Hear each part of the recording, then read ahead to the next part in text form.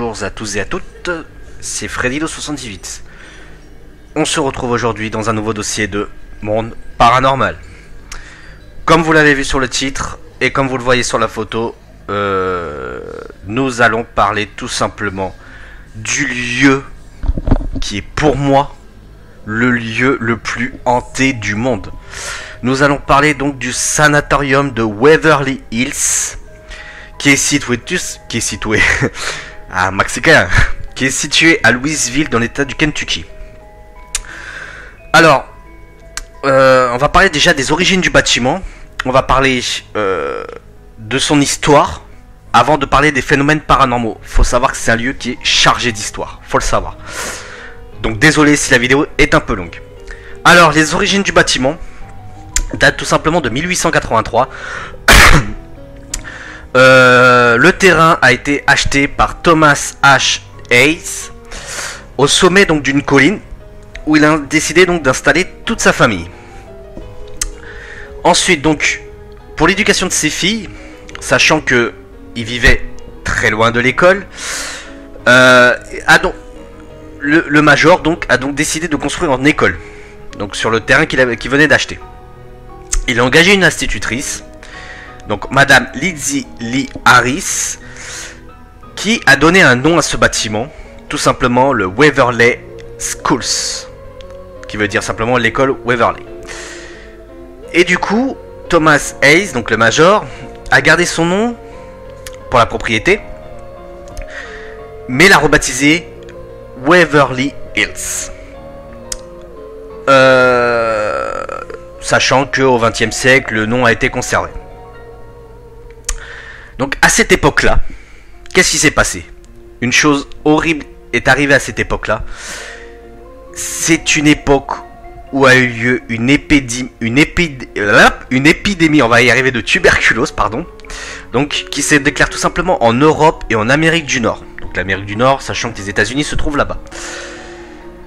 Donc pour traiter tout simplement les premiers patients qui ont été atteints de la maladie dans le comté de Jefferson, donc il y a un premier bâtiment pour un futur sanatorium bien évidemment, qui voit le jour donc en 1911 avec 2 ans de travaux.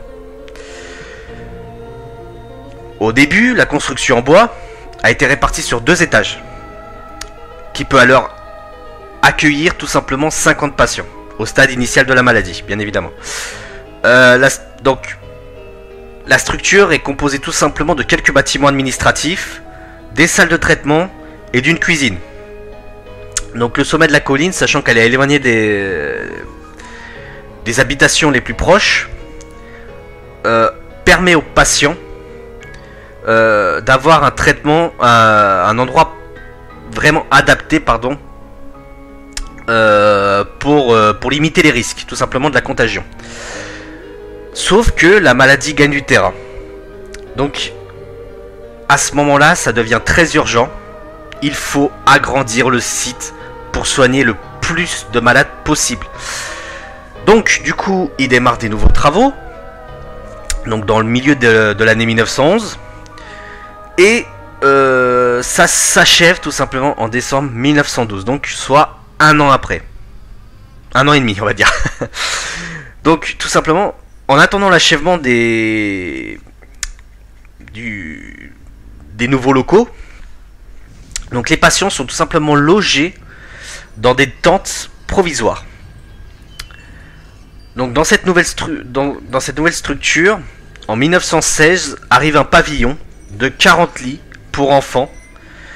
Donc ça porte tout simplement la capacité totale à 130 malades. Sauf qu'en raison du manque de place toujours très important et de l'aspect comment dire, rudimentaire, donc tout simplement des structures en bois, ils ont décidé donc de commencer des travaux d'agrandissement. Donc en octobre 1926, pardon, il y a tout simplement eu l'inauguration d'un sanatorium de 5 étages qui pouvait accueillir plus de 400 patients, 478 malades. Ils seront donc intégrés pour la suite de l'année 1932. On y trouve quoi? De nombreux tuberculeux habitant la région surtout. Puis, il y a quelques soldats de la Seconde Guerre mondiale qui ont été rapatriés, pardon, donc du front, parce qu'ils étaient tout simplement infectés, pardon. Sauf que à l'époque, par défaut de moyens médicaux, pour lutter contre la tuberculose pulmonaire, le sanatorium pourtant est à la pointe en matière d'équipement destiné à améliorer le confort des malades. Donc en plus des salles de soins et d'examen, donc le sanatorium a tout simplement des magasins, d'une boulangerie, d'un salon de coiffure et d'un cabinet de dentiste. Donc vous voyez vraiment l'avancée des travaux, tout simplement. Donc il y a tout simplement aussi des bâtiments annexes qui sont de part et d'autre entre guillemets du bâtiment principal. Des solariums ouverts situés dans les différents étages, ce qui permet aux patients de bénéficier en toute saison d'un accès à l'air pur et au soleil dans un cadre de forêt environnant, sachant que comme je vous l'ai dit, ça se trouve au-dessus d'une colline. Ce qui favorise un processus de guérison de la maladie. Donc, des couvertures chauffantes, un traitement par héliothérapie, donc tout simplement à l'aide de lampes ultraviolettes, ce qui permet d'offrir des soins similaires en cas de conditions genre de la neige ou des choses comme ça. Ensuite, le sanatorium bénéficie, vous allez voir vraiment c'est un énorme bâtiment. Par ailleurs, il bénéficie donc de ses propres élevages et cultures. Tout simplement pour le régime alimentaire très strict. Ce qui est destiné en fait à compléter le traitement de la maladie. Donc il y a des activités d'ergothérapie, on va y arriver, qui sont proposées aux patients. Donc il y a certains objets qui sont réalisés par les malades eux-mêmes, qui ont permis de récolter tout simplement des fonds pour le bon fonctionnement du sanatorium, on va y arriver. Ou tout simplement pour aider la recherche, puisque on a toujours besoin d'aider les recherches, que ce soit pour n'importe quelle maladie. Il y a aussi un accès à la radio qui est proposé, des promenades à cheval, ou tout simplement des films. On propose des films aux patients. Toutes ces activités, grâce à un personnel médical quand même très qualifié, sont très bien menées, sont très bien réalisées. Donc jusqu'en 1931, le sanatorium a été encadré par le docteur Oscar Miller, qui est tout simplement le directeur médical de l'établissement. Donc en même temps que le grand bâtiment principal, il y a, là ça va arriver dans une chose un peu plus morbide, un tunnel qui est construit, qui relie donc le sanatorium à l'extrémité de la colline, enfoui donc jusqu'à 160 mètres sous terre.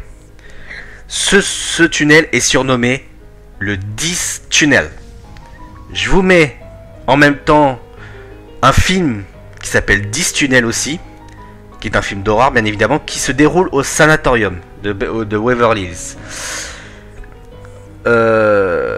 Donc il a été mis à la base en place pour permettre tout simplement au personnel de traverser la montagne en toute sécurité et de ravitailler l'hôpital, bien évidemment grâce à un système de chariots qui sont montés sur des rails.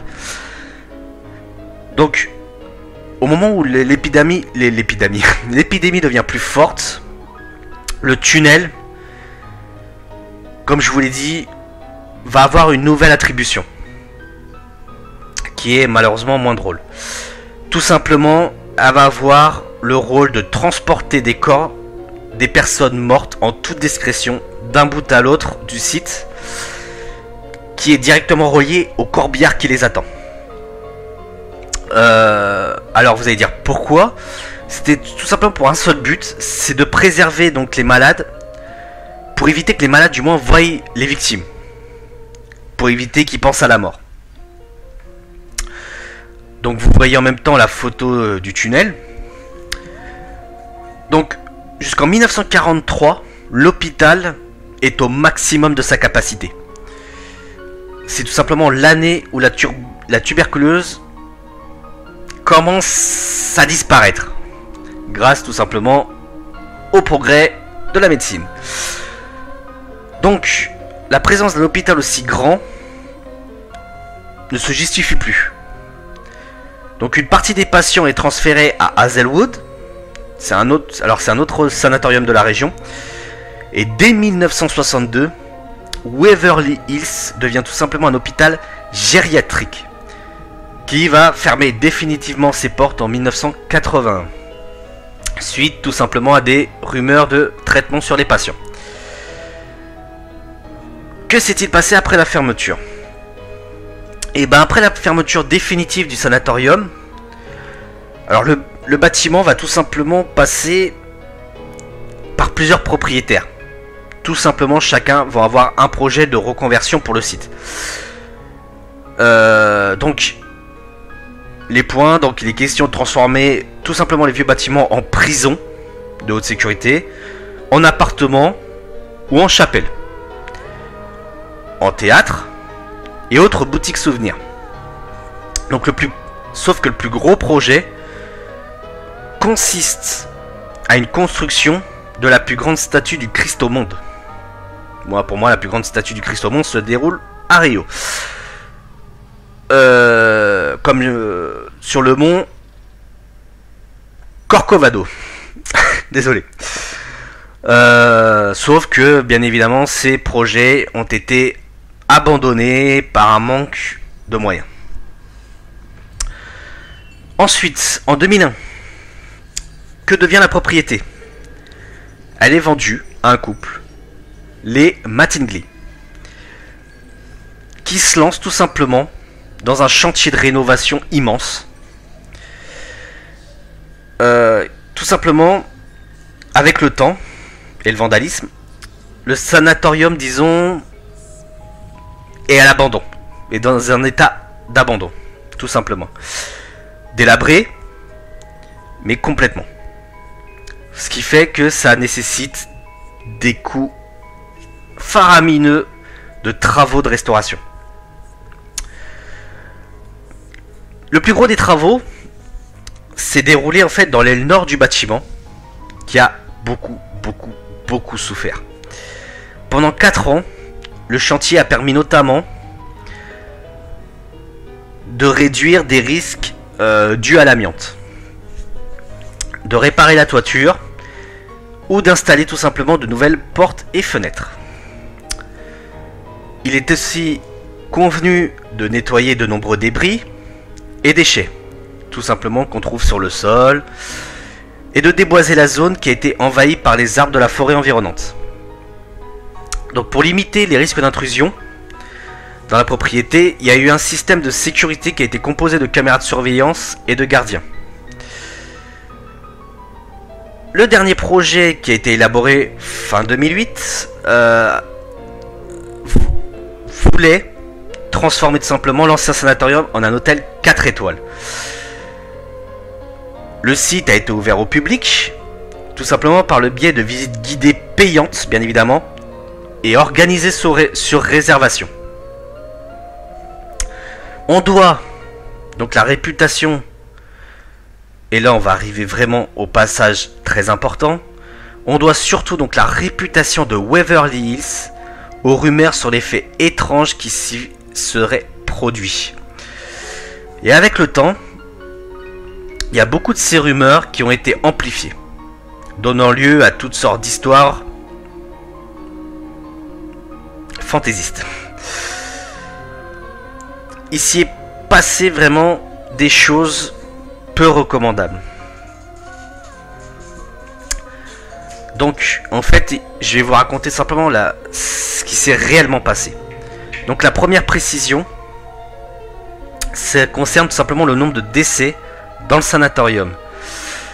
Dans les données historiques officielles, donc de la bibliothèque de Louisville, les chiffres réels, disons, ont été très augmentés par la rumeur. Sauf que les archives mentionnent donc les chiffres, indiquant tout simplement que l'hôpital aurait enregistré son plus fort taux de mortalité avec 162 décès pour la seule année 1945. 106 décès par an, ce qui tout simplement, en comparant avec le nombre le plus élevé, ça permet simplement de trouver une valeur approximative d'environ 5512 décès sur 52 ans. Donc ça permet tout simplement d'établir une fourchette entre 6000 et 8000 morts. Les chiffres donc exacts sont vraiment inconnus. Mais ils montrent tout simplement qu'il y a eu vraiment un taux de mortalité vraiment très inférieur aux idées reçues. Ensuite, parmi les soins qui ont été donnés aux malades, il y a eu des pratiques chirurgicales telles que la donc thoracoplastie, donc qui fut utilisée par le corps médical. Alors ça consiste tout simplement à donner plus de place aux poumons pour respirer. Donc ça, ce qui veut dire qu'ils étaient obligés de sectionner soit une partie, soit toutes les côtes de la cage thoracique. Il y a eu aussi donc là, non, que je revienne, là donc la thoracoplastie, désolé c'est dur à dire, était considérée tout simplement à l'époque une méthode normale, tout simplement à l'époque. C'était aussi utilisé dans un dernier recours, quand il n'y a aucun traitement qui se montrait efficace, tout simplement. C'était une intervention très lourde pour les malades. 95% ne survivaient pas. Et ceux qui survivaient, ils étaient vraiment pas ménagés. Et le personnel médical, disons, n'était pas forcément petit soin pour eux. Il y a eu un des anciens malades du sanatorium qui a raconté à Philip Adrian Booth, donc le réalisateur donc, du film que je vous ai parlé tout à l'heure, 10 tunnels, tout simplement que suite à cette intervention, il s'est réveillé sur une civière, sur un balcon, sous une couche de neige, tout simplement, bon, sous la neige parce que c'était l'hiver, et après l'intervention, il l'avait même pas mis dans une chambre au chaud. Pour vous dire franchement la cruauté de l'époque. On parle aussi de beaucoup d'autres interventions qui avaient tout simplement aucune raison médicale. Comme celle par exemple qui consistait à pendre le corps d'un malade décédé au-dessus d'une grille d'égout et de lui ouvrir le ventre afin de vider de tous les liquides.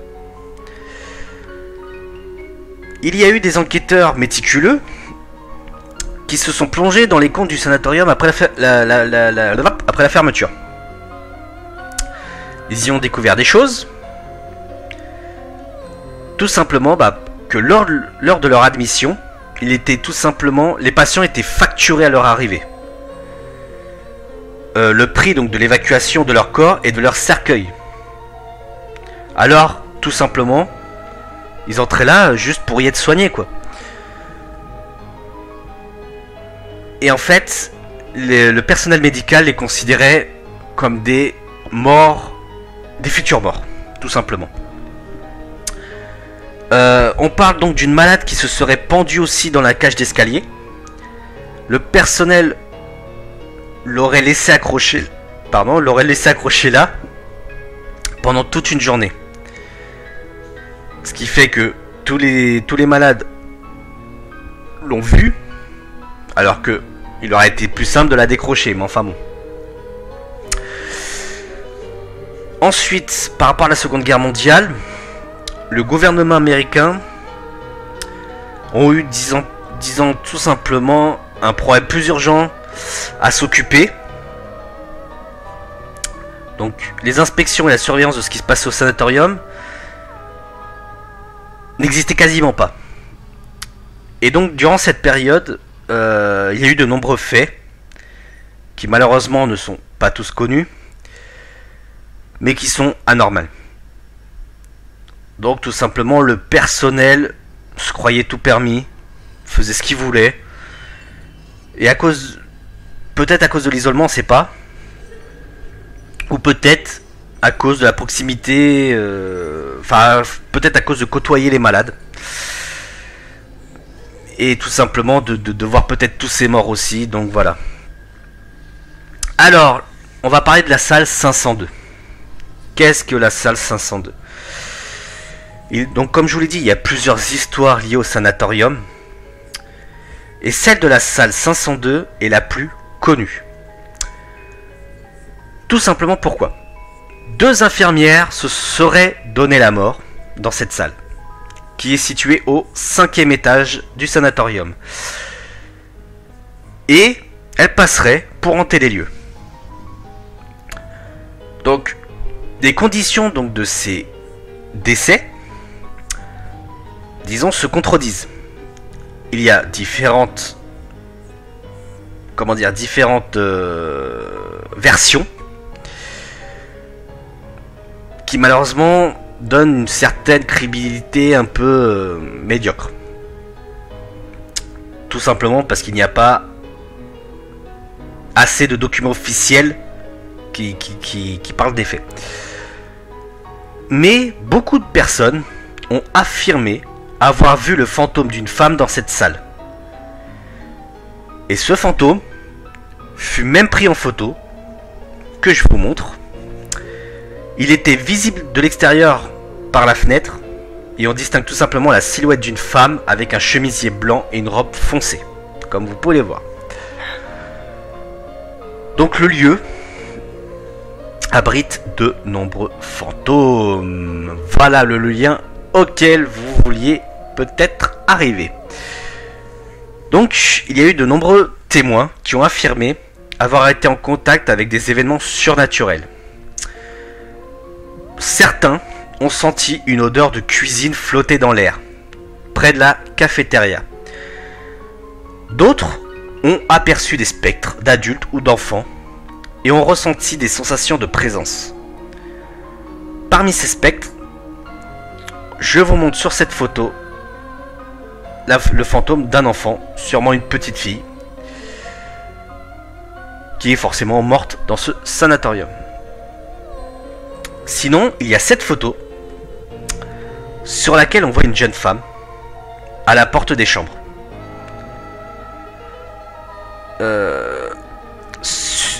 Et je vous montre avec cette photo un petit agrandissement et la photo du négatif.